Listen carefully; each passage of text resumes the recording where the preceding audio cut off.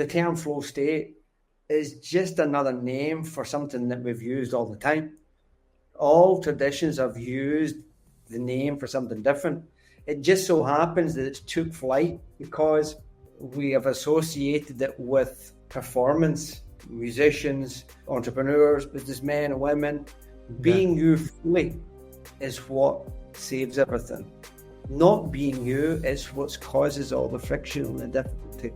I agree. And when we do it, we're rewarded with flow. It's kind of like a win-win situation. So you want me to be me, and in return, you give me this beautiful sensation of being at one with what I do.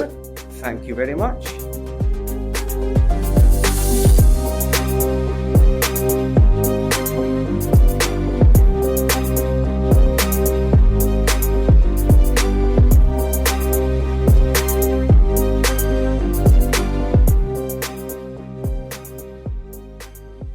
All right, welcome to the Evolving Potential Podcast. This is episode number 10.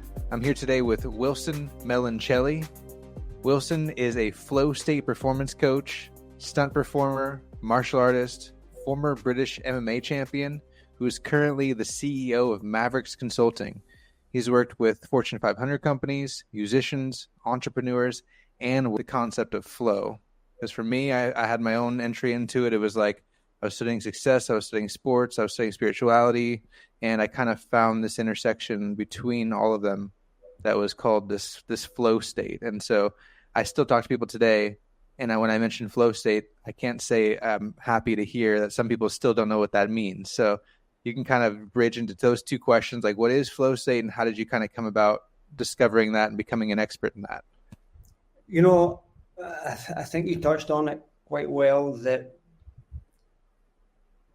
everybody has really experienced flow. They just get bamboozled by terminology and information that's coming out there, people trying to sort of dissect what is this flow state. Because really, we've all sampled it when we've done something we would love to do. We've done something that has come from within. I do it because I just love to do this thing. And when I do this thing, everything just seems to flow. So for me, that sense of everything just seems to fall into place, flow effortlessly, came more obvious to me through moving my body. So from a very young age, I noticed by moving my body, I enjoyed it, and everything seemed to have this loss and love of the movement of the activity of whatever I was doing. So I would suggest that everybody has experienced that state and everybody has had it.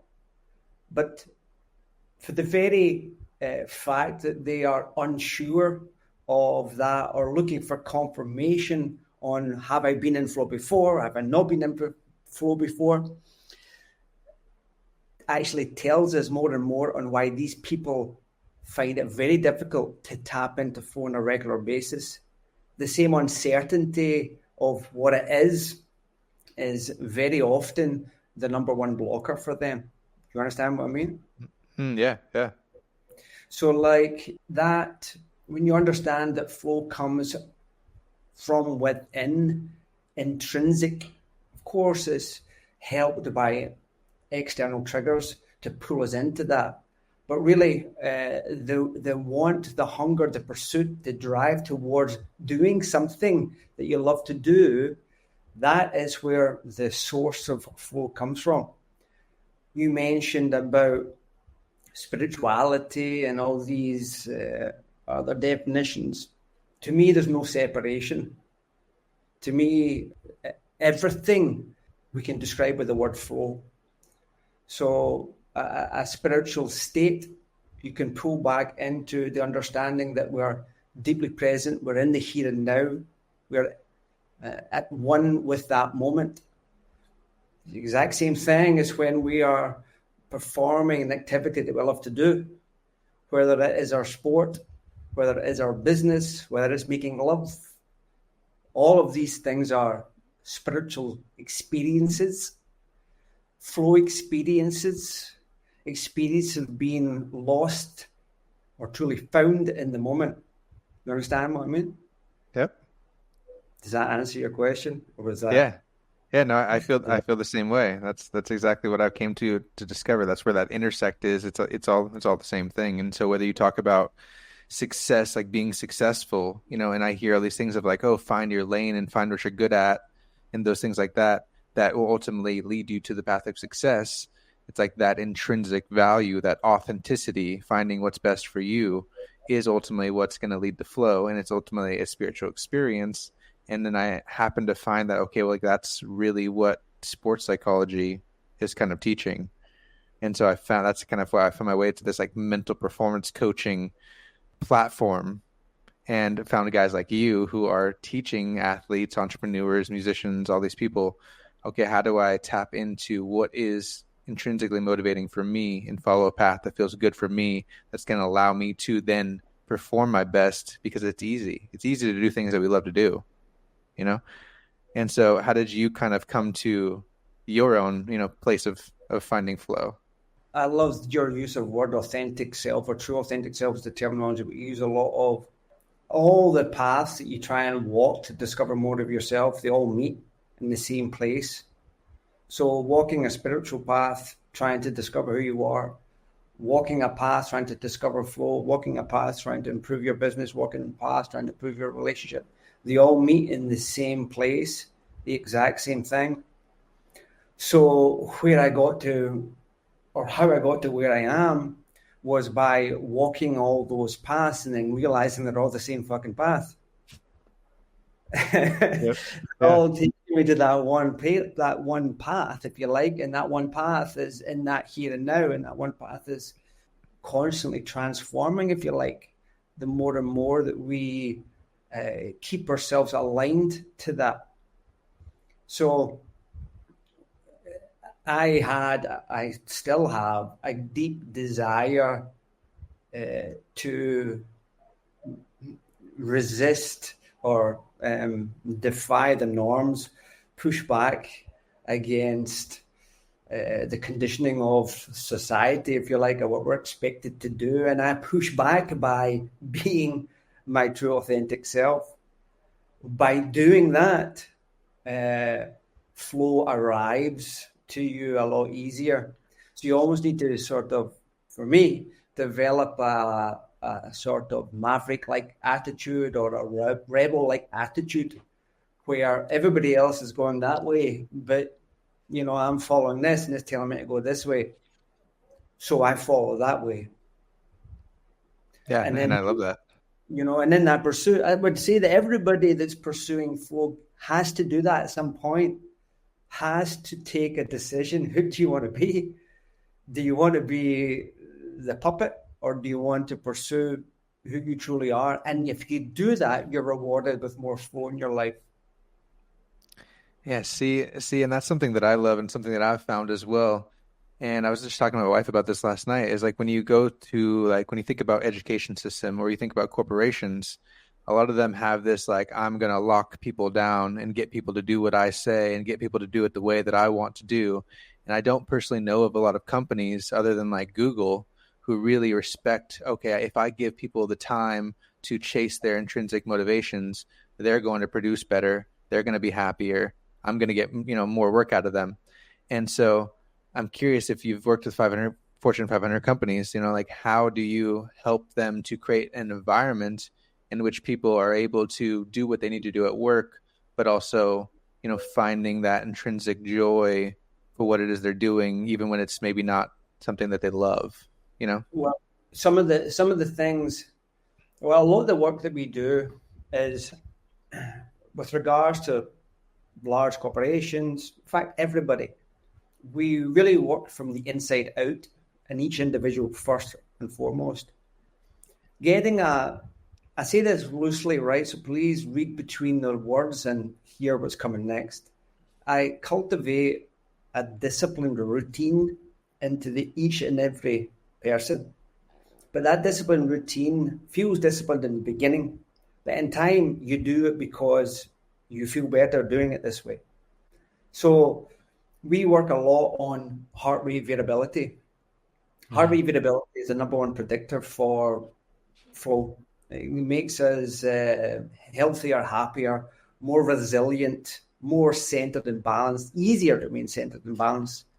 We do that by simple things like making sure that you have a set bedtime and wake time, working with accordance to something called the ultradian rhythm, which is working in blocks of 90 to 2 hour blocks, and taking purposeful time away from work to recharge and replenish and back in.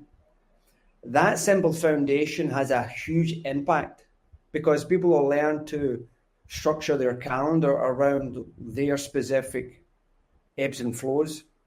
And when they do that and they build momentum behind it, they'll notice that they will be more primed for the blocks of work by emphasizing a form of recovery for like recharging, replenishing the dopamine reserves, as that is probably the number one Kickstarter to get you focusing and pursuing the next task of work that you're doing. So circadian, ultradian rhythm, we work a lot with temperature minimum, temperature maximum. We work a lot with preparation for sleep. We work a lot with nutrition. We work a lot with breathing, specific meditations, as the foundation for harmonizing the nervous system. When the nervous system is harmonized, meaning that we're looking to improve the heart rate variability, lift it, what that does is gives us more, let's say, centering, stability to transform, if they're not working for us, if there's a misalignment going on, transforming our beliefs, thoughts, thinking, emotions, and feelings, and really sort of like the makeup of the personality and ego, which kind of can cocoon us. We call it the lower mind and higher mind. It can kind of cocoon us into limiting our capacity. So with everybody, we build out this specific routine to harmonize the nervous system, to make it more stable, so there's less extremities going on, highs and lows. It's a little bit more some subtlety going on. Inside that subtlety, it becomes a lot easier to identify limiting beliefs, to identify emotions that are causing or flaring up whenever I pursue something.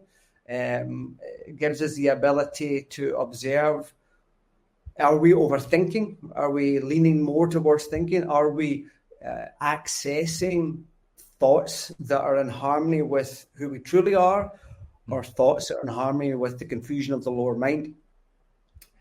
That is really the foundation. And of course, obviously building a bit of a familiarity towards the flow state as well, because that acts as, what we're looking for when we're getting into that focus work, kind of sensation, what kind of feeling we're looking for, we get into that focus work. So we use that kind of 3 areas, if you like, to harmonize it. With regards to companies and teams, we then look to try and get everybody to be as closely linked towards the ultradian rhythm as well. So collectively, we're working with the correct ebbs and flows, or they overlap in a way that are seamless for the business. When you do that, each individual will uncover that intrinsic spark, uncover that sort of autotelic kind of expression and everything, and therefore improving their performance at work is done through the love of being in flow on that specific task of work that they're doing. Do you understand what I mean? Yeah, absolutely. So again, it's the same principle working from the inside out. When we do that, everything else excels. So to go back real quick on the HRV thing, I think that's super interesting, and I don't know if enough people know what that is. And so I'm curious. So to me, to simplify it, like you're helping people balance out the fight or flight versus the rest or digest, and you're helping make sure that they're not going through these fight or flight periods for long periods of time, burning out and then crashing, and kind of helping people find more of a sweet spot between that, right? And so how are you in that place? How are you measuring HRV? Or are you measuring HRV? Or is it just like, that these things help to improve HRV, so you do them? Oh, no. We'll track heart rate variability, we'll track sleep, we'll track nutrition, we'll track a lot of things Nice. to understand what's going on underneath the hood, especially when you work with people at the top of their game. They like to keep their cards to their chest. They won't like to admit any vulnerabilities, even though you can see it written all over their face. That having information like heart rate variability data, it can tell us what's going on. I've worked with some very skilled professional men and women, and the one thing that always dunts them, you know what I mean by that, is knocks them off balance, is emotions. Yeah. So the emotions. So if you think that heart rate variability is a bullshit detector as well, it kind of can see through everything. If you're trying to cover things up, it can see what's going on. So if we think that, if you can in your mind's eye, you can think of Mihali's skill challenge ratio graph, which is a progressive balance between he would say a progressive balance between anxiety and boredom. Okay, so there's this progressive line with it. Really, what's happening when you look under the hood is a progressive balance between the sympathetic and parasympathetic nervous system.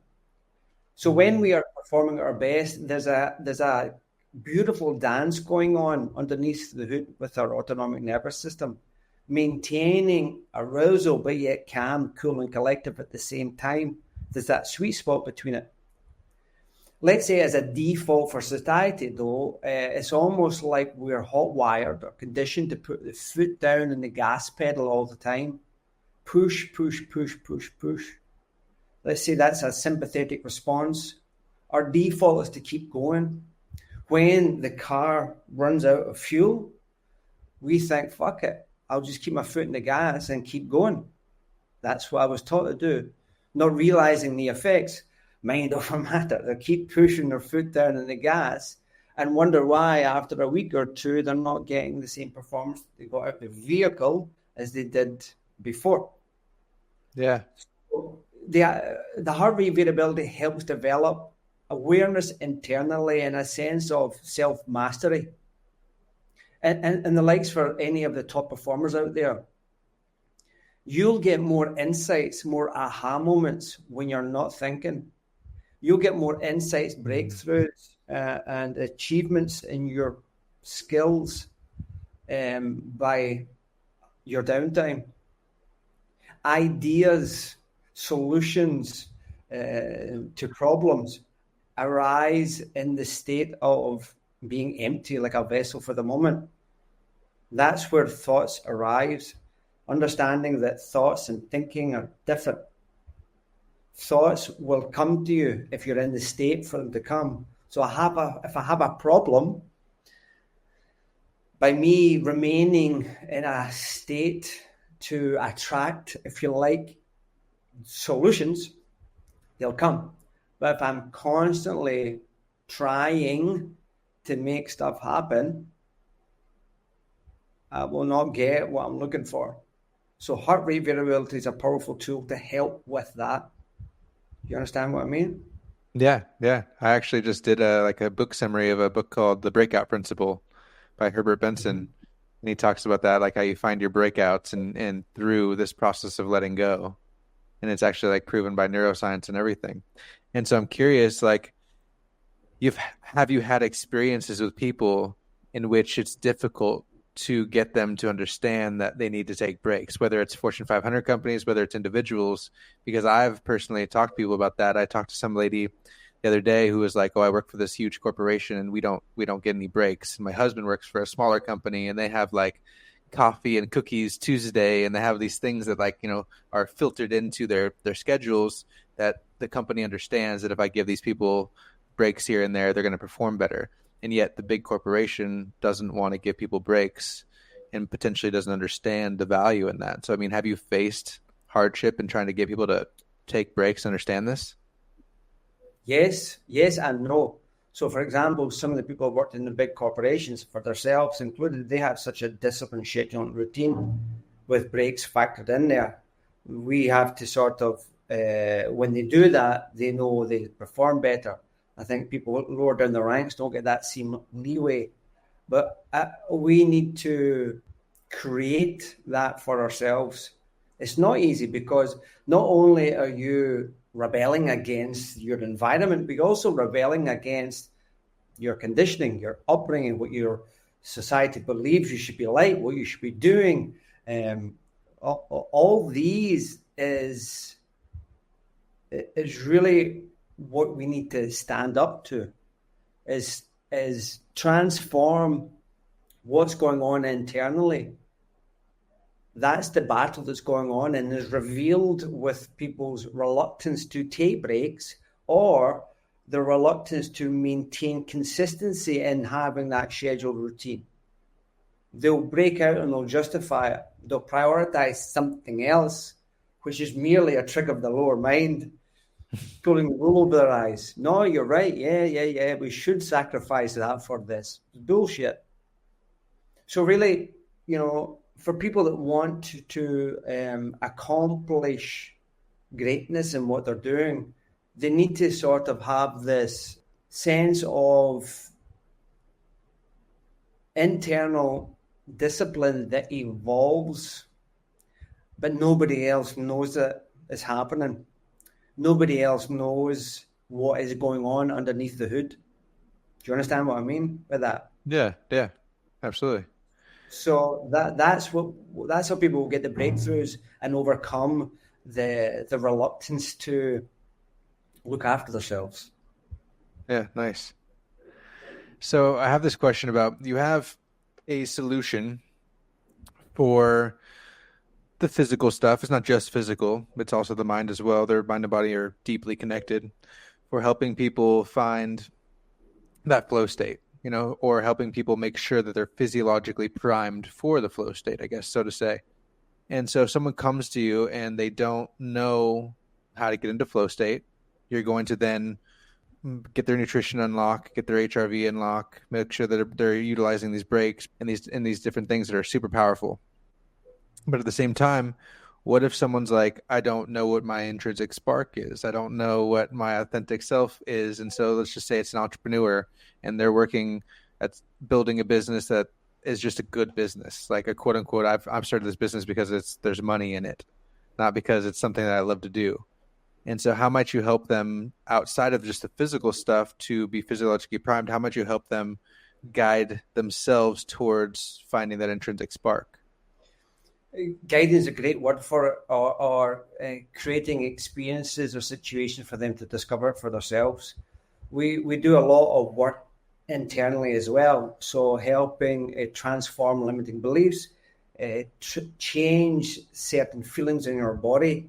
So I give people techniques to help in real time change the way that you're feeling to situations. These tools empower people to make the steps in changing on a regular basis.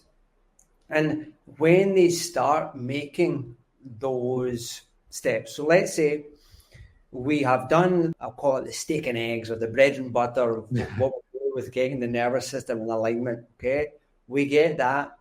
And then we start unraveling or giving tools to transform things, because everybody knows, right?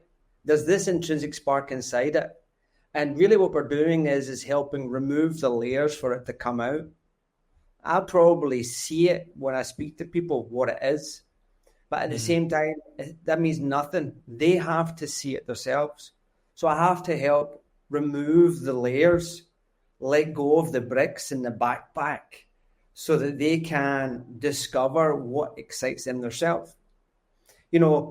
Entrepreneurs, for example, they are focused a lot on the extrinsic reward, and they're blinded by the intrinsic side of things. If they are entrepreneurs and if they create their business from the inside out, they will effortlessly attract in the wealth that they're pursuing rather than the other way. I'd like to share that I would suggest that the way that we've been taught is back to front. So it's not chasing the dollar, it's chasing from what you love to do. And when you do that, it will be effortless for you to attract in the wealth that you're secretly looking for, if you know what I mean. So in short, to summarize what you're saying, I would believe that everybody has it inside.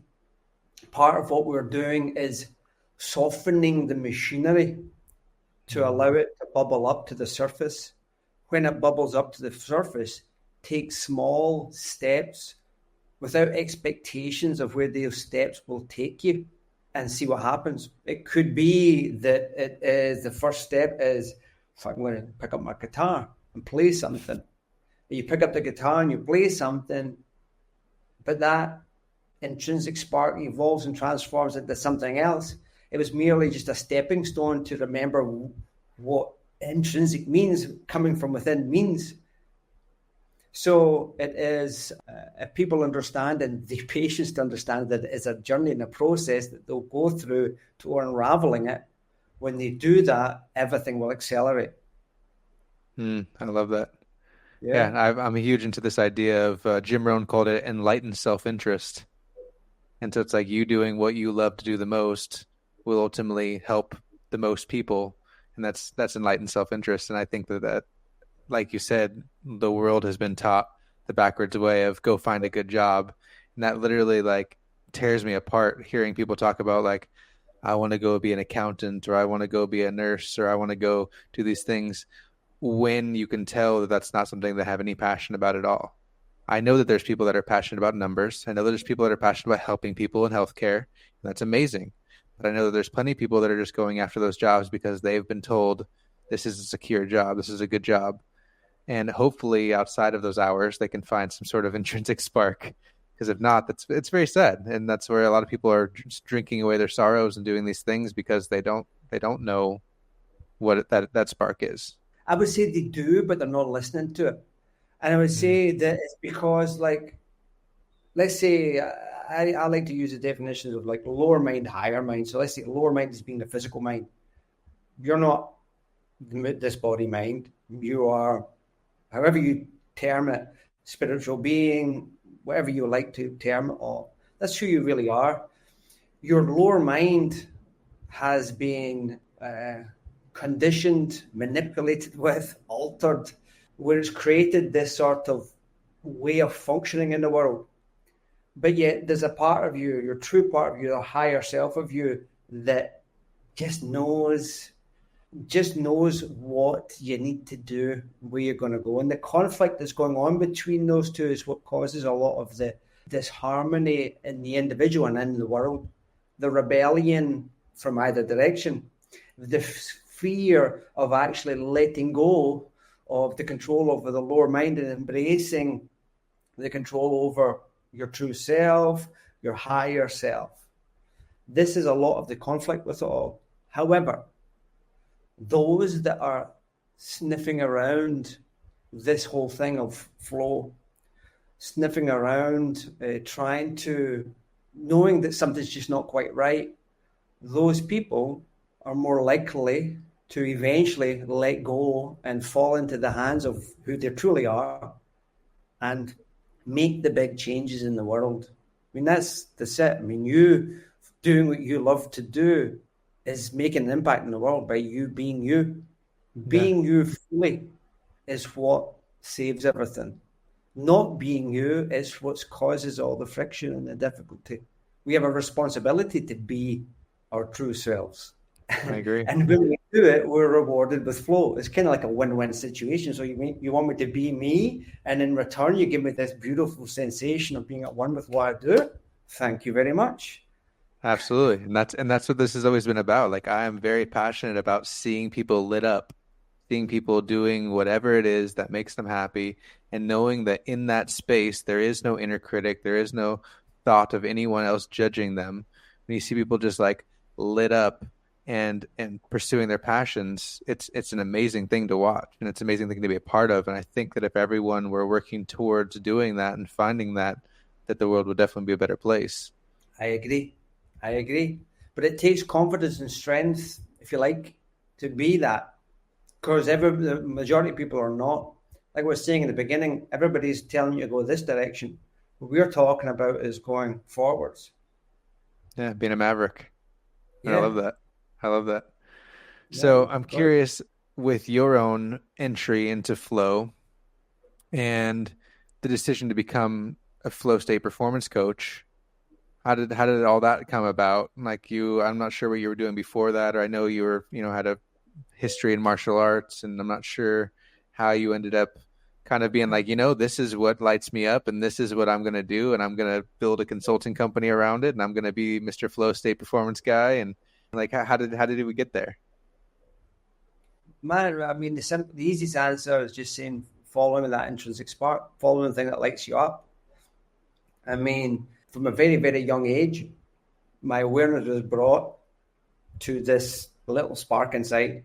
I had a lot of uncles, great uncles, and they all were very spiritual and deep. And one was a martial art teacher. One was into Zen. One was a doctor of philosophy. And my father as well had that sort of same philosophy. Wow. So everybody in my surroundings kind of made it easier for me to align with the spark inside. It wasn't like it was weird. It was like, yeah, certainty of that little spark in there.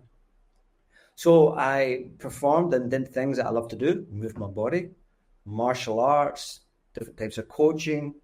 From there, it continued on, falling into things like stunt performing, falling into different businesses and evolving more and more into teaching, which truly kind of lights me up. I'll say the exact same because it is the exact same, but the exact same as moving my body, doing the martial arts, doing the movements myself.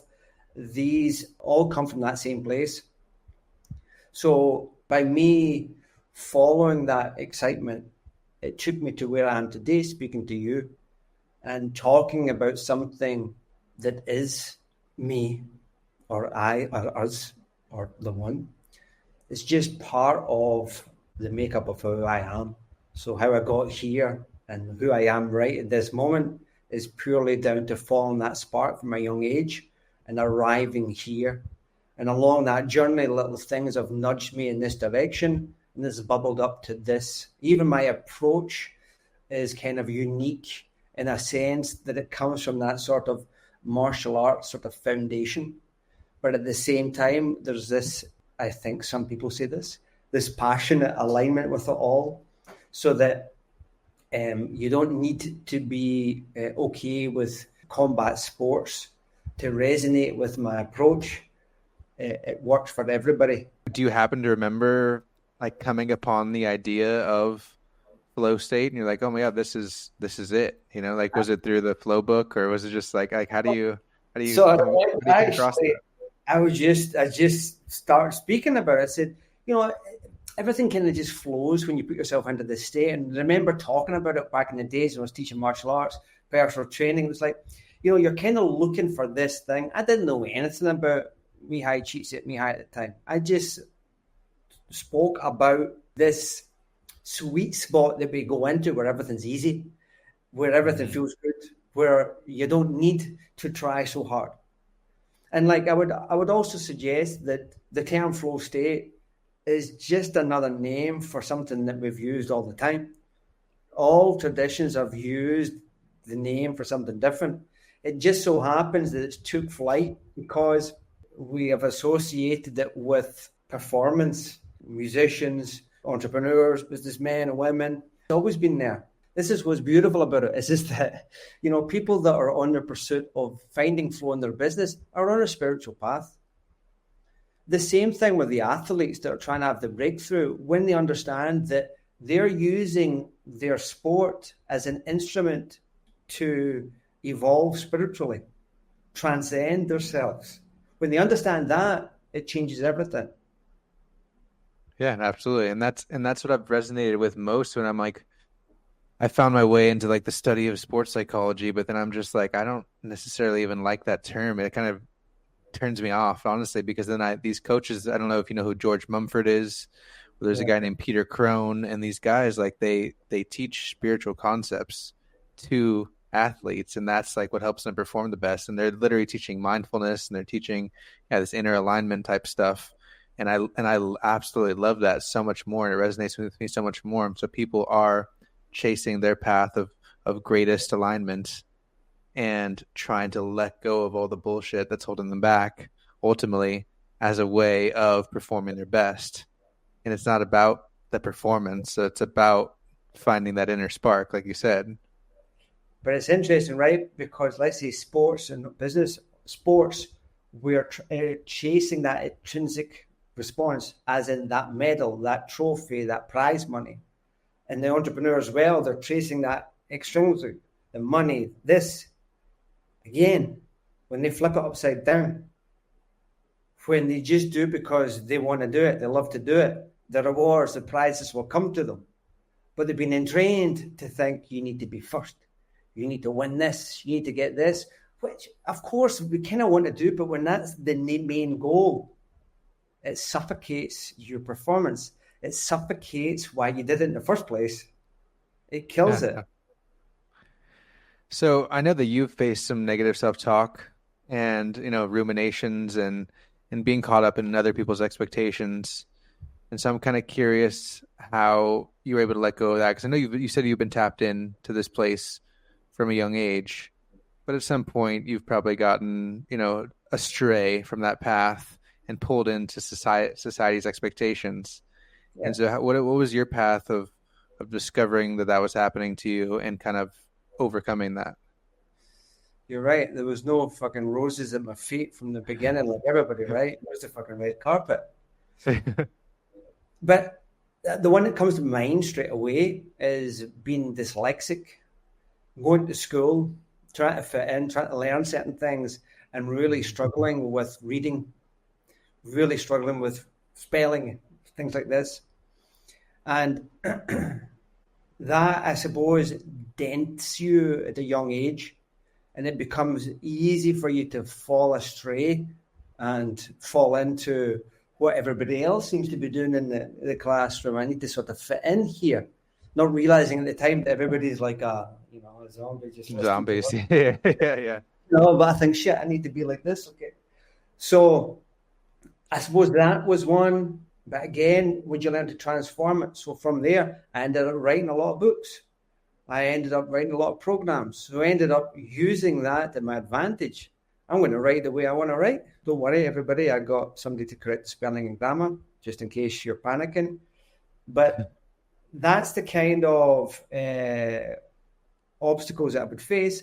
Also, as you got into the teenage years, a lot of getting into, I'm from Scotland, so there's a lot of fights going on. So coming into that, again, trying to fit in, trying to blend in with what was going on. So there was a lot of falling in and about, a lot of falling into the wrong crowd, or trying to fit in, more like it, trying to fit into the crowd, even though you felt you didn't fit in this crowd. Yeah. Drinking, smoking, doing everything that you just did to try and appear normal, but it just felt like I was rebelling against who I truly was. Lost, more like it. So drink, drugs, smoke, women, all the things, the typical story from everybody, right? But inside that, that sensation where you're in a party and you feel very quiet and everybody else is going crazy. It's like, I don't belong here. Well, I kind of feel like that the whole way through. And feeling like that the whole way through, those sort of highs and lows. But that journey would be like, during that journey, it's like the light switch is on and then it's off. And then it's on and then it's off. So you would always get pockets of time we would fall back into it and then fall back asleep. Fall back into it and then fall back asleep. The Sufis use the term sleepwalkers or falling asleep. And I think that is a beautiful way of thinking about the difficulties that I faced and everybody is facing. You know, I think everybody's really got the same story, but just a different setting. Yeah. You get what I mean? Yeah. And so was there a specific point in which you decided, no, I definitely know this is not for me. I definitely know that I want to live a more authentic path and stop going out and stop being in these environments in which the light is being turned off? I mean, I think I always knew, like everybody always knows, but what is it that prompts the step? And I personally couldn't. There's probably lots of things that all began to pile up and up and up for you to, or me to make the step, the change. There was probably a combination of things that weighed up. Losing people, losing things, getting things, winning things. All these were kind of little steps towards cultivating that state of being a maverick, like we said earlier on, like taking the step, because it does take courage to be who you are. And unfortunately, the way we are right now, Absolutely. it takes courage, it takes balls to be who you are. It's easier to keep sleeping. Just to try and fit in. It feels like it's easier to just try and fit in, but really it's not. It's Yeah, in almost, the long run. I'm safer in this crowd of fucking lemons here. It's much better to just surround myself here, than Yeah. be over there by myself. But yeah, I feel better over there. So the step in itself is is part of the journey, part of the battle. But the step the other direction is still always present. It's not like it's never gone. It's like it's still there. Wilson, over here. That kind of sneaky bastard. Yeah. So you've always got to, the more that you walk in confidence of who you are, there'll still be days related to like dips in your nervous system would be big ones where your self-awareness dramatically drops and you become easy to, or more vulnerable to fall into old patterns. The more that you build momentum in keeping that sense of centeredness, you might step over the line for a second and come back over again, so to speak. Yeah. You get what I mean? Yeah. Yeah. And so would you say that you faced any imposter syndrome as you decided, okay, I'm going to now really go in on this and become a flow state performance coach, which is clearly not a typical pathway at any point. And so I feel like maybe there had to have been someone in your life. I think you have a fairly supportive group around you, which is great from what you've described. But at the same time, perhaps there's people in your life that are like, well, shouldn't you go try and do this business? Shouldn't you go try and go get a more traditional job?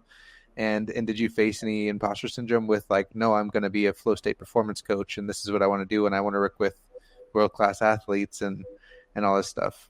Yes. I mean, there's always loads of that, even to this day. I mean, even I do Jiu Jitsu, I'm a black belt, I teach. I still go on the mat and sometimes I think, am I fucking a black belt?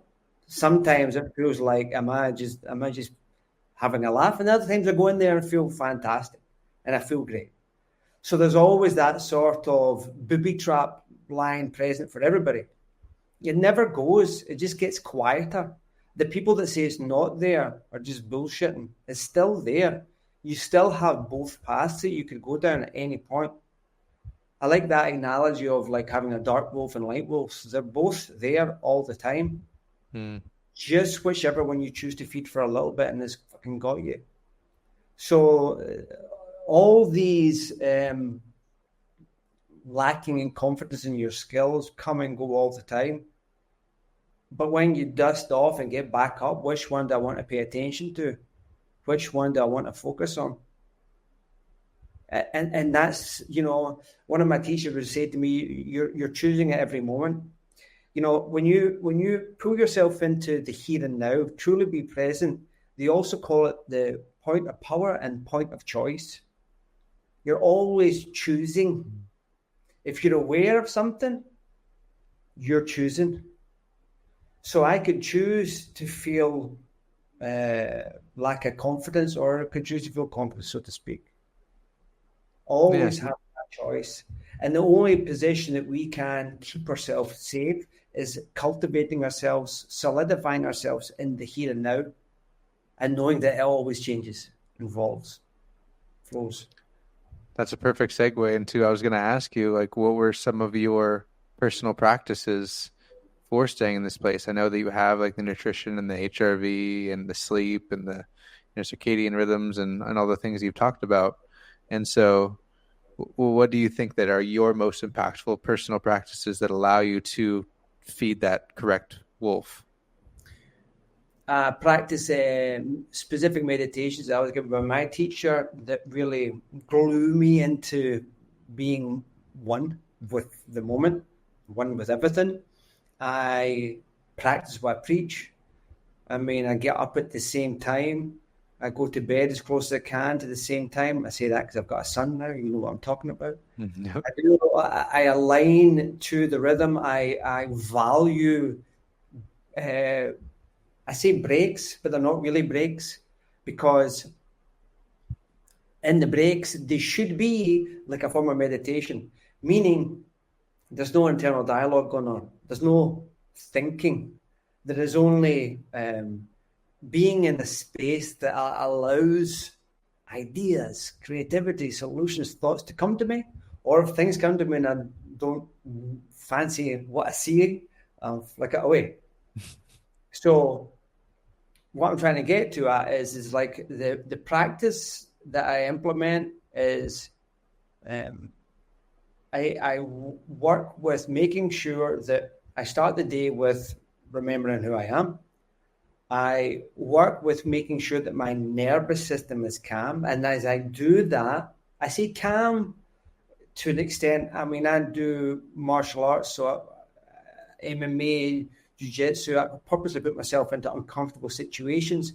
But at the same time, I find that sweet spot between the sympathetic and parasympathetic branches. When I do that, I can't help but practice being in the now, being in the moment. So in short, every part of your day or my day is filled with times to be present. Like we were talking about earlier off camera, that we have kids, and like my kid's young. I mean, don't tell my wife, but I use my kid as a tool to keep me present, centered in the here and now, to enjoy the moment, to not be thinking about work or anything like that. Like, he is a meditation for me. He is a reminder, a reflection of the intrinsic spark, the love of movement. Yes. You know? So it's speaking. Now, you and I speaking. I don't have to, but I choose to remain centered and present and in the moment, because we get a better flow of the call, because it's more enjoyable, because we have a deeper connection, because we see we're just a reflection of each other, because we realize we're all interconnected, we're all one. You can only understand those things when you practice being present and in the moment with as much opportunity as you can. So with you, with the coaching calls, with the group calls that I have, with engagement with people, all aspects is an opportunity for practicing being in the present moment, being in the here and now. Does that have overkill that? No, that was good. I want people to rant as much as they can. That's amazing. That was perfect. And so then I'm also curious about any advice that you might have from your personal experience or from your coaching experience or just life and philosophy, about balancing ambition with contentment. So how are you wanting to, strive to build the business and make Mavericks Consulting bigger and get yourself out there more, with being happy to just be a dad or being happy to just be a husband, and being happy with what you have, versus building and expanding and growing and improving, So like when you, not you, I mean everybody, truly connects with their intrinsic spark and takes action from there, your path is effortlessly forged out for you. And what you'll discover is that by trying less, by just doing what is needed to do at that time or doing what's not needed to be done is taking steps towards it. So when short is when people try less, do less, they produce more. And you can only do that when you align to the intrinsic spark. You know, one of my clients who were speaking in a group call, they brought up a great analogy. He said, Wilson, it's like, you know, you just fall into this river and the river goes about, right? Everybody has your own unique river. And I thought it's a beautiful way of looking at it, because it is. Everybody has their own unique river. And there's some fast points and slow points. There's some steady points. There's some exciting points. There's some points you think, hurry up, you know, we're going a bit faster. It's so slow. And the only thing that we can do is really allow ourselves to embrace the current, embrace the natural flow, which is going on. So really let go and allow your flow to guide you, and you'll get more than what you expected. You know, the lower mind, the keeping up with the Joneses, trying to fit in, trying to do whatever, chasing that extrinsic reward, it slows you down. You know, if you can embrace that, let's say from a young age, somebody thought it'd be funny that we'll teach this crowd everything back to front. Okay, just take that on board. Okay, somebody's done it. Somebody's taught you back to front. Okay, so that normally I do this. Oh well, I'll do the opposite. If you follow that for a while, you'll begin to align to who you truly are. Yeah. You get to fall into your own little river. So that leads me to another question then, because I've discovered this philosophy as well, and I've had a lot of success with following my own path and doing what lights me up and doing what I want to do versus what I think I should do. But then there's also the whole thing that I think people struggle with, and I've struggled with myself, is, okay, if I'm only doing what I want to do, you know, at some point there needs to be things that, like, I need to go to the gym, I need to eat healthy, and I need to, you know, you see what I'm getting at here? It's a little bit of a challenge, I think, for some people to accept that if I only do what I want to do, that I'll somehow be successful. And so how do you kind of balance out, like, okay, if you had a client who's like, I don't want to work out and I don't want to go to sleep, none of those aren't things that I want, quote unquote, want to do. You know, that's not what my spirit is telling me, you know, which may be the lower mind in reality is what's speaking, right? Yeah. But it's like, if they don't want to do that, then how do you convince them that even though it's hard, even though you don't want to do it, it is the thing that you need to do, when the philosophy is to do what you want to do? Well, like, you'll probably, there's a few things that come to mind. Like, I was thinking, where the fuck do they live? And I'll go get them. But no, what we're going to do is like, you know, let's say they've been on one side of the path for so long, there is a reluctance to go to the other side. There's a familiarity there. There's a comfort there. They're used to this sort of way of living, but yet there's a calling. They're on the phone to me. They're listening to your show. There's a calling going on. There's a cry going on in there. It's quiet. The other ones are louder, but this one's really quiet. I'm sorry to say, if you hear it, it's going to continue until you begin to feed it. So if they have that calling, then they need to slowly begin to align and listen to that. Now, I give them all the tools to help go along this path. But setting up little mini challenges, for example, on nutrition will make a huge difference. Because see, when you start building momentum and eating well, exercising, doing things that you love to do, then they all sort of overlap. I eat this way because I feel better. I like to eat this way. I go and do the exercise because I love to do the exercise. You know, I don't like going to the gym. Well, don't go to the gym. You like to dance? Go dance. Go for a walk. It doesn't matter. Do something that you want to do. It doesn't need to be typecast. So let me give you another example. Maybe will help with it all. Let's say in the morning we wake up and we take our heart rate variability. And the heart rate variability says, fuck, what have you done? You know, it needs to do something to gradually encourage it. Okay, so I need to do something to, let's say, calm my nervous system down. So I can go through a catalogue of different activities that I know are going to produce that same response in my physiology. So I could go for a walk, I could go on the bike, I could go for a jog, I could sit out in the balcony, I could do some Tai Chi, I could do some yoga, I could do some shadow boxing. I can do anything that produces the result and keep bringing myself up. The choices, the novelty in being who you are huge. So there is a huge catalogue of tools that you can do. It might be simply, I get this heart rate variability. You know what I really feel like I need to do right now? I need to go and do something with regard to the business. Go do that. And because you're doing it from that intrinsic spark, it'll improve your heart rate variability. Then you'll feel more excited to go and move and do other activities with it all. The more you build momentum behind that kind of freeness and finding your tuning, the more that you will effortlessly find the overlap where I go to the gym because I fucking like going to the gym. I eat this way because I like eating steak, you know. I don't drink alcohol because, you know what?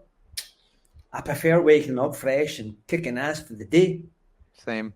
It just gets to the point where everything overlaps. And it needs to overlap because, I mean, all I'm asking people to do is be who their true selves. All I'm really doing is being the brother in the corner, the coach in the corner, the one in the corner just saying, it's okay. Just giving that confidence to be who you are. Don't listen to them. Just be who you are. That's really what it is. I mean, you've got this sort of huge amount of flexibility to be who you are. It becomes more flowy in the transition. Now, don't get me wrong. Yes, people are going to rebel and transform about it all. But if they can always remember, connect to that feeling, why they're doing it, and if part of the transition for them is to take a step off the path and then come back on again, then so be it. That's them following that path. Does that answer your question? Yeah, absolutely. Yeah. And even the most simplest form, which is like, you know, if someone doesn't quote unquote feel like working out, you know, to find a way in which that it really aligns with them. Like it doesn't have to be the gym, find something that's fun for them. And I really love that type of thing of like, and using that as a momentum builder and using all the other practices to help them to really tap into what things they might find joy in, you know, so that, yeah. And let's say, for example, if there's any people like myself here, I do martial arts like 5 days a week. I would do more, but my wife would give me trouble. So I do it as much as I'm allowed. As much as I'm allowed to do it. As much as I want to do it, I do it. But what you do is like you can taper in your intensity of your workout, your training. You can adapt according to everything that's going on. And when you do that, you're also transforming the personality, the ego, the belief systems, the emotions, everything at the same time. So you can, let's say, for example, my schedule says jiu-jitsu, jiu-jitsu, jiu-jitsu the whole way through. It might look like jiu-jitsu on these work blocks, but the intensity of that jiu-jitsu is dictated by me. The internal training I'm doing with keeping my, let's say, ego at the door is done without anybody knowing. And if I can go to the gym every day, keep that consistency and allow myself to make mistakes, learn from them, or transform and evolve myself as a martial artist on a regular basis by cultivating how intense I do my workouts, is the same principle as what we discuss with adapting your schedule. I'm saying this because there might be a lot of people out there that have a specific routine.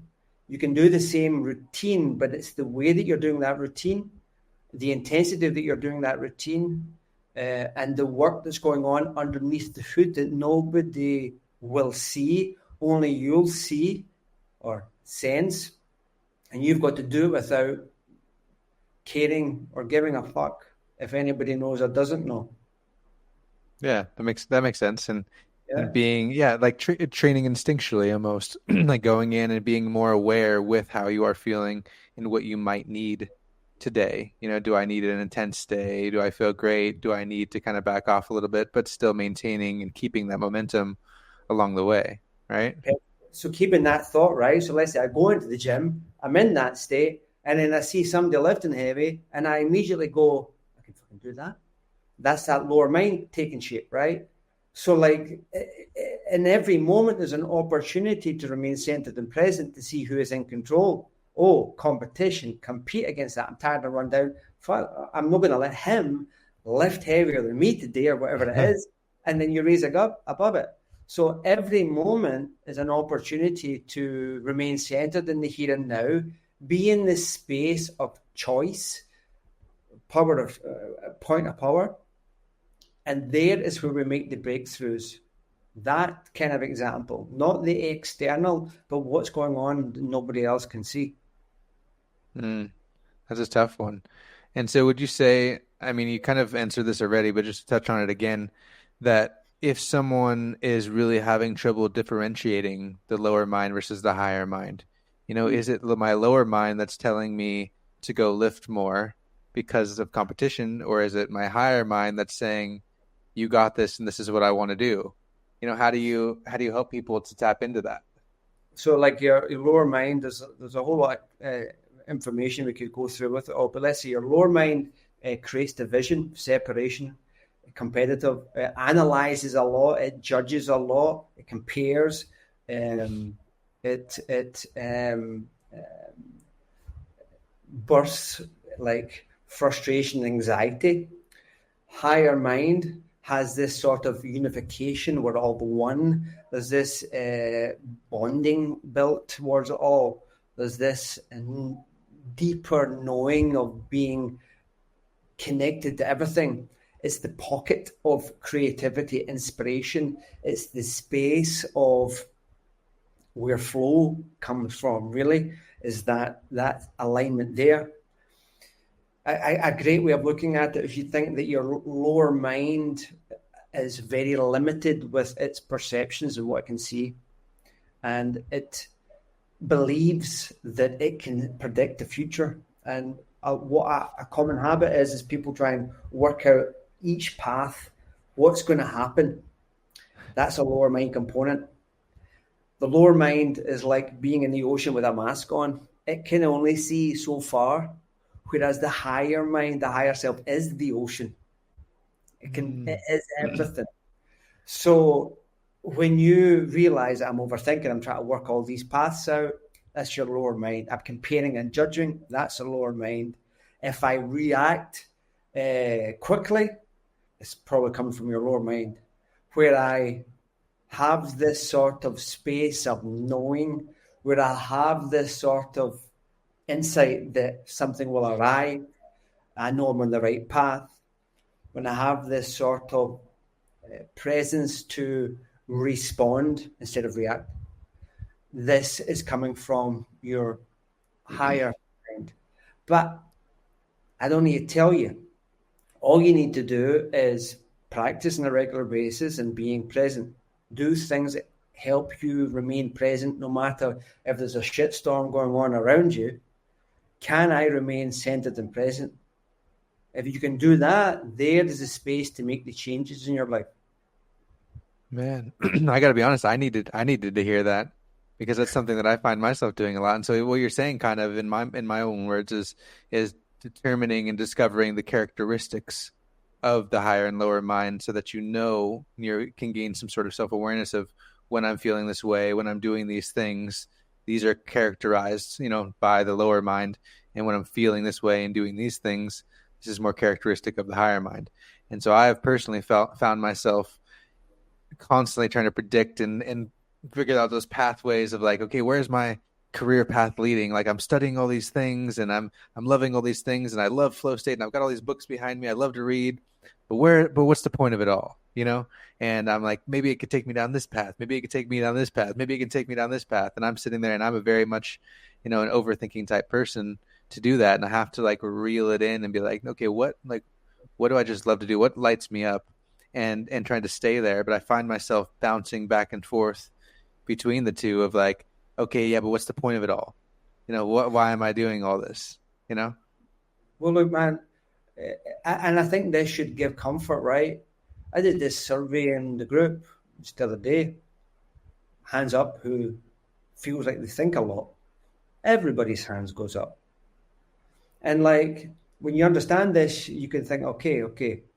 If you understand the difference between thoughts and thinking, I think that's another great stage to contemplate. So thoughts will sort of arrive to you. Ideas, inspiration.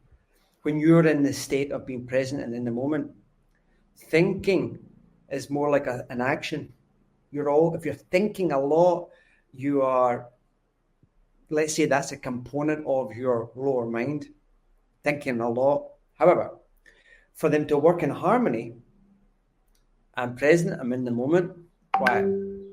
An idea arrives. That idea arrives, that thought presents itself. I then think about that thought to a certain extent. I take that thought towards some sort of action. Let me give a different example. I'm present, I'm in the moment, I have an idea for a business. Okay, I have an idea. Thinking about it. Okay, what do I need to do to see if this is a valid thought or a thought that resonates with me, or a thought that builds excitement, connects to that intrinsic spark? I start thinking about it there. But when the thinking gets strained, let it go. And allow yourself to be in a space for inspiration, insight, and thoughts to arrive again. So if you can embrace the idea that I don't need to think all the time to produce results. I just need to be in a state for ideas and solutions to arrive. I think there's a great book, is it The Creative Act by Rick Rubin? And he talks along the same lines of being like a vessel for creativity. I don't create anything. I am just a vessel, a channel. See, when you're in flow, you are in a channeling like state. When you're really in a deep flow, your brain waves are around about that 40, 50 to 100 cycles per second. That's a channeling based state. You're not there. You're just channeling that moment. Now, what we're discussing is sort of replicating that state on a regular basis, being empty to allow things to arrive. So what would I need to believe in myself to realize that I don't need to think all the time to produce something? I just need to be in the state of being for the thoughts to arrive. Now, if you're thinking all the time and your machinery is anxious, I am vibrating out, law of vibration, an energy that is going to attract in probably unproductive thoughts or thoughts that are just going to reinforce that self-destructive thinking. If I am in a relaxed state, if I'm in a state that's more true to who I truly am, and it's quiet inside, there's no talking going on, I'm going to attract in ideas, insights, thoughts that resonate with my core vibration, my true authentic self. So we are supported and encouraged to do the opposite of what everybody's saying, to be centered and present, to allow things to come. And then in that state of being for solutions to present themselves, there's a sense of trust in that. Trust in what? Do we feel we're all interconnected? What are we trusting in? Who are we trusting in? These are questions that you ask, and they'll always come back to the connection of who you are, your true authentic self, which is all connected to the one. The more you align yourself into that, the more you trust the process, the more you allow the flow of the river to take shape, the more you'll notice the more control you have of what's going on by letting go of the reins of overthinking. Does that? Yeah, no, that was perfect. And allowing the flow of the river to take shape, that was powerful because Yeah, I find myself like healthy. I wouldn't call it even healthy. Maybe it's unhealthy, but it's like this mixture of the two, where it's like it starts off as I'm in a place of good resonance, and an idea comes through, a thought comes through, and then I start playing with it, start thinking about it, and then it leads to these extrinsic things starting to come in, where it's like now like, well, is this a good job? Will this make me a good money? What would this path look like? What would other people think about this path? And that's leading to that strained thinking that you're talking about. And so it becomes very powerful to instead realize that's what's happening and realize in that moment that is a characteristic of the lower mind, and to back off and to, to be in that receptive place again, and to let different ideas come through and trust and have a sense of trust that ultimately, like, yeah, that river will take shape on its own. And I don't need to try to take this idea out to its end. That's where I'm a very future thinker. So it's like, okay, take this idea, great idea, let's go. What's that going to look like in 20 years from now? What's it going to look like? And where is this going to lead me? And how is this going to be? Am I going to be happier with this idea? And those types of things. And I think that a lot of people do that. Yeah, they do. But we don't need to be that overthinker anymore. If we're in the present moment and we're aware that that's happening, it's a habit. I do it all the time. Well, if you're aware there's a habit, then you're fucking choosing to do it. So if you're aware that it's happening and you're in that point of power, position of choice, that here and now, you don't need to think about it. You want to, I can't remember the wording that you use exactly, but we call it like the law of allowance or letting go. The second all these opportunities come in, you sort of be aware of them and let them go. It's very much like, the way people would teach traditional meditation. Thought comes up, you let it go. Thought comes up, you let it go.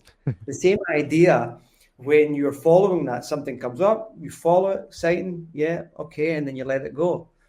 Comes up, something else comes up, you follow it, exciting, and you let it go. Constantly trying to remain in that state of presence.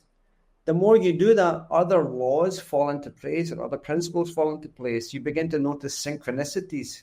Synchronicities are more like supporting or guiding and shaping the direction, building the confidence, the trust, and oh wait, fuck, if I follow this seems to be more indications of going the right way. The more I do that, the more the more I keep myself in that present state where I'm not chattering to myself, I'm not thinking, I'm in that state, I begin to notice that my being is kind of different. And then this law of reflection takes a different dimension. And this law of attraction takes its purest dimension, where you don't need to do anything other than just be who you are. And when you be who you are, you attract in things that resonate with who you are. You attract in things that match that rhythm. So we are, again, supported by letting go. That's We're huge. supported by just switching off. By getting control over your nervous system, it helps to switch off. By understanding what's going on underneath the hood. For example, I really like this thought and thinking. When you understand these two mechanisms and you're in that present moment, you can go, oh, you sneaky bastard. I know, I can see you want me. I'm not going to do it. I'll just be in that state for the thoughts to arrive. I'll think for as long as I need to, but then let go. It's like a lot of people overeat, overdrink, over everything, right? We overthink. We're addicted to the thinking. So the same mechanism is eat till you're full, stop. Think until you run out of the momentum and then let it go. There's nothing to think about, don't. I love that metaphor. So then that leads me to this is would you say that you have future plans and a vision for like Mavericks Consulting and your ultimate plan, or are you really just, winging it? No, there's a sort of like orientation towards where I want to go. And it's kind of presented to me by the evolution of the approach with it all. So I would say in the last 6 to 8 months, the way that we are sharing the information has a real sort of yin-yang between old traditions and modern science, this sort of balance point going on. And if anything, there's more towards the, I don't like this word, but I'll say it anyway, spiritual side of things.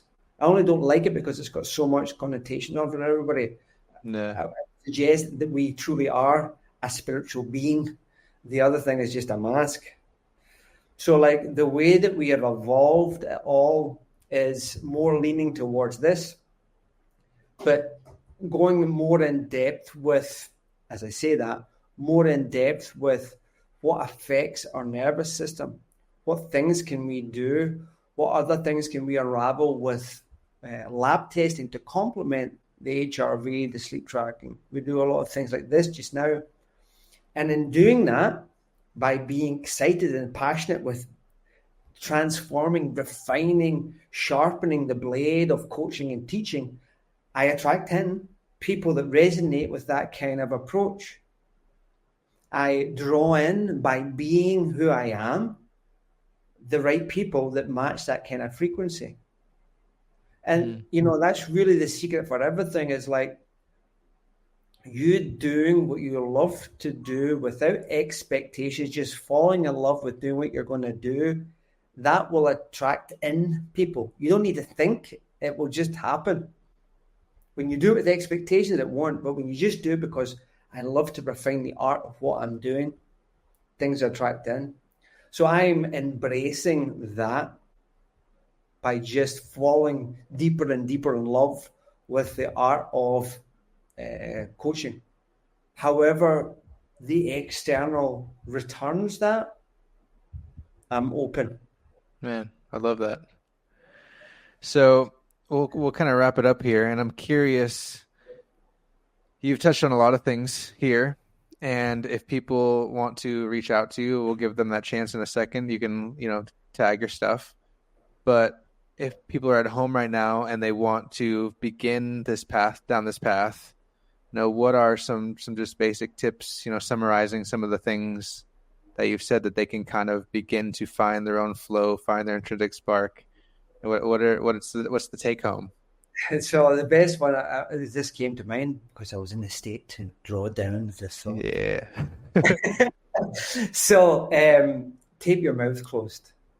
So tape your mouth closed here and up here. And the reason why we do it here is because a lot of people tend to overbreathe. And when you overbreathe, you expel too much CO2 out of your system. That, you can pull the thread, has a more of a sympathetic response on your nervous system. When you breathe in and out purely through your nose, you will effortlessly find the sweet spot between the sympathetic and parasympathetic branches.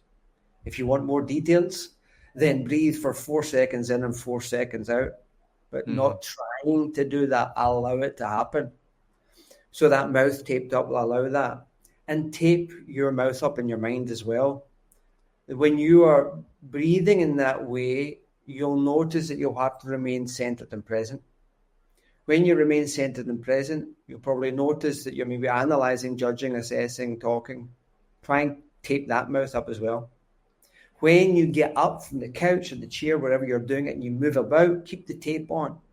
Then you'll begin to notice that your breathing will have to adapt and adjust to keep yourself more centered and present without worrying or panicking. So by taping the mouth up, you'll get to notice other things that are going on with your belief systems and structures by having the mouth taped up. That will also show externally and internally. So tape the mouth up inside as well. Wow. Those, I think. That's a powerful one. That's a powerful one. Yeah, absolutely. And is there any books besides this? I wrote down The Creative Act by Rick Rubin. Is there any other books or resources or influencers that you think are really great resources for people? Everybody that, with regards to flow, everybody that's out there, from the likes of Csikszentmihalyi, Kotler, all the guys and girls out there that are promoting flow, I would be open to picking them all up because we all have the very same goal. Flow is all pulling everybody together whether you like it or not. It's all about bringing us into being at one. I feel at one when I'm in flow. So everybody has that same underlying drive, whether they're aware of it or not. So a lot of the information they'll give you will be coming from that place. But I would also suggest surrounding yourself with books, video content that is delivered by people that are speaking from their true authentic self, from their spark. You'll know by their deliverability, their excitement and drive and passion from it all. Listen to those things would be, I would propose, very, very helpful. The books, just now that you're asking me, I really like Ryan Holiday's Discipline is Destiny, is one that pops up to mind just now, The Creative Act. There is some great books by Csikszentmihalyi Kotler. I think Andrew Huberman has a new book out as well. So everything that supports understanding about the nervous system, understanding what's going on in the mechanisms outside, and has an understanding of flow, I would surround yourself with that. But remember, all those books are doing are building your confidence in being you, or trusting your spark. You already know. You're just reading this book to get the confidence to let go and find out for yourself. I love that. Is there anything that comes to mind regarding the higher mind and lower mind? Because I did like the way that you talked about that a lot, and I feel like that's more almost even Zen-like in thinking. Yeah. So, books on Miyamoto Musashi, the Book of Five Rings, all these sort of things are great. Little poems, anything along those lines that allow you to let go. I like books from Sufi teachers as well. I like books from spiritual teachers as well. Surround yourself with them, but again, they'll just pull you back into that space. And when you put yourself into that space and practice trusting that space, you will begin to notice with a bit more clarity. Of course, you're going to go through the stages as we all do. Like we were saying before, you always have those two paths, those two wolves there of, am I right in letting go? But everybody else is doing this. Everybody else is overthinking. You're going to come up to that crossroads. But if you're aware of that crossroads, you're in that place, then just make the choice that aligns to being more expansive, the choice that feels more connecting to the oneness, that feels more truer to your intrinsic self. Let go and embrace that one. It does take confidence. It's like, when you people do that thing where you sort of like fall back and people are going to catch you. Trust fall, yeah. It's kind of like, you're going to catch me? Are you sure? Don't do that in Scotland because they never do catch you in Scotland. But trust fall, you got that sort of thing. You just want to fall back. Sometimes it kind of feels like that. You are the hands that are going to catch you. Let go. Really letting go to the control over the control you truly have. Like your lower mind doesn't have the control of your higher mind. We have the illusion that it has that control. But when you let go of that and you embrace the true control, you notice that the higher mind and the lower mind work in a partnership, work in an alignment. And when I get it work in alignment, everything seems to flow effortlessly. When one's pointing one direction, the other's pointing the other direction, that's where the problem arises. Yeah. So find alignment. I love that. That is absolutely amazing. That's perfect. And I'm huge into that. There's a famous hypnotherapist that says that all my clients are people whose subconscious mind and conscious mind are out of rapport. Yeah. And that's what makes a client for me. And so I think that's huge to really, and I love the idea of a trust fall of you are the hands that will catch you. You are your own hands. That's amazing. That's a great place to end this here. And I want people to get a chance to find your page. I've loved your page. I've been following you for a while now, and the content you've been producing around flow state, around HRV, meditation, breath work. You've got an amazing Instagram page. So definitely tell us what that is. Tell us what your website is and how people might work with you or join your groups or anything like that. Yeah, so it's cwilsonmeloncelli.com. The hook and the URLs are all the same for everything. And you can also find me on wilsonmeloncelli.com. I'll give you the links if you want to share them with everybody. Yeah, they'll be on the screen. Stuff on YouTube as well. So, yeah, just want to say it's been a pleasure speaking to you, man. I've really enjoyed the conversation. And again, I've enjoyed the conversation because two people speaking from that intrinsic spark, it makes it more flowy, more enjoyable, and it reminds me more of this interconnectedness, this need for us all to be taking action from in there. You doing what you're doing is making a huge difference in the world by you just being who you are and by doing this stuff. So I should be saying thank you.